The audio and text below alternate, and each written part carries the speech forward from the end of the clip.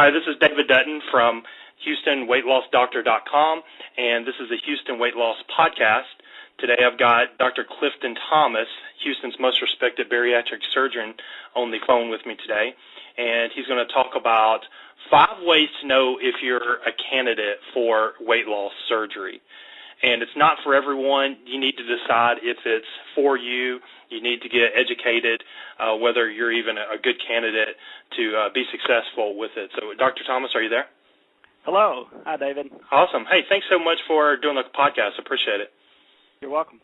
All right, so you're going to give us, I believe, 5 ways to know if you're a candidate for weight loss surgery.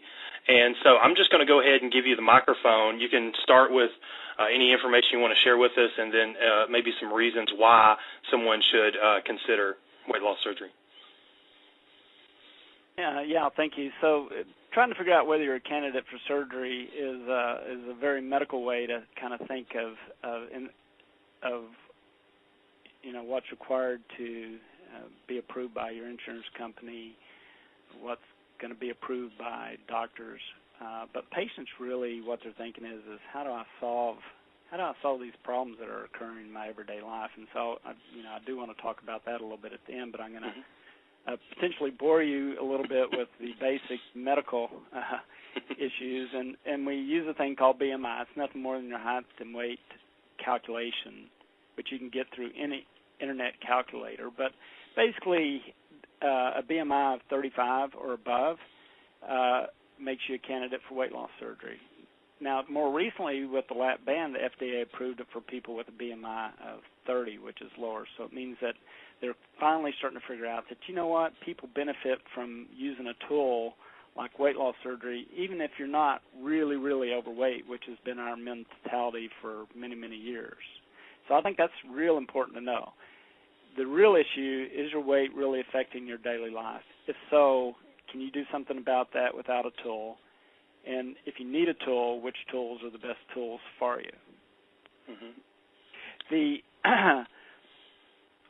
So simply being overweight and having serious medical problems like hypertension, diabetes, problems with your cholesterol, acid reflux, knee problems, those are serious medical problems. Well, we resolve most of those with weight loss surgery. We get 95% of the people on insulin, off insulin for diabetes. It's huge. The American Diabetic Association just endorsed gastric bypass.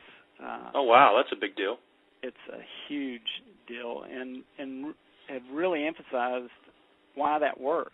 And so people are starting to listen, but to see people get off multiple bottles and bottles of medications for high blood pressure, diabetes, to actually for people to wake up in the morning and feel like they're 10 years younger because they actually slept through the night getting plenty of oxygen because their sleep apnea resolved is huge.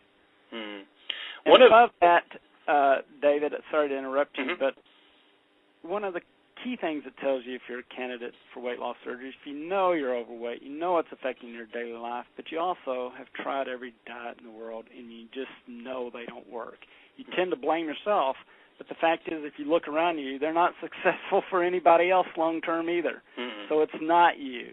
It's the complex problem of maintaining the weight and not really having a good tool to solve the problem. Yeah. One of the things I was thinking about when you were mentioning the lack of sleep, I'm very visual in my mind, and one of the things I was thinking about was one of your clients, I don't remember who she was, but I saw one of the testimonials on your site that she has a new life. And I know you do these like free new life consultations with people, and that's kind of, I just like that fact of, she said you're giving people a new life, after weight loss surgery. Somebody that is on a lot of pills, doesn't have to be somebody that's on insulin, might not, need to be after the surgery, and they can actually sleep through the night, which some people take for granted. Other people, it's a big deal. Exactly. Yeah. So you've talked about some of the medical stuff, and what are some of the things the desires that people actually what are some of the benefits that people have after the surgery? I know some people have knee pain, after the or before the surgery and stuff? What are some of the things that they can do now after surgery? Well, you're right. This is truly the most exciting part of this, because when people say their life is better, I found it a lot of fun to ask them, but I want to know specifically what's better. And when they start telling me that, just the emotions and the quality of the emotions that you can sit there and read and watch and unfold in front of you is just a huge amount of fun to see. So when people tell you that, I've been able to cross my legs for the first time and see how big a deal that is for them is just amazing to see. And when they talk about the fact that they haven't been able to play with their kids or grandkids, but now they can get out there and do all kinds of things with them specifically. They can, run them, play ball, and participate in all the different sports, and how big a deal that is for them to actually have better quality time with their kids because they can be more active. And like you mentioned, the knee pain, that's one of the biggest reasons people finally say, gosh, I know diets aren't working. I know I'm gaining weight. My knees are just getting worse. It doesn't make sense to mechanically fix something and put all that weight on it.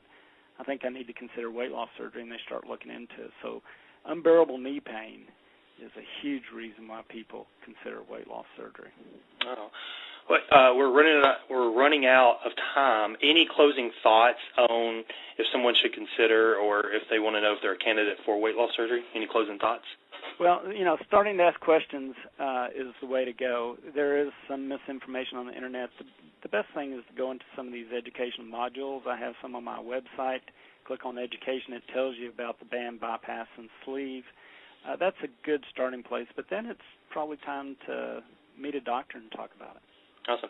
Speaking of which, if you go to HoustonWeightLossDoctor.com, you can actually ask Dr. Thomas completely free your most important question you want to know about having weight loss surgery. If you go to HoustonWeightLossDoctor.com, if you click on the image at the top, then you can go to a page and fill out a form and ask your question and get educated before you make a decision, and you can actually get the correct information instead of just scouring the internet and just reading other people's random thoughts about it, which can be dangerous, by the way, and maybe even talk you into something or out of something. So it's best just to, like you said, Dr. Thomas, just go right to the source and the expert on the topic. So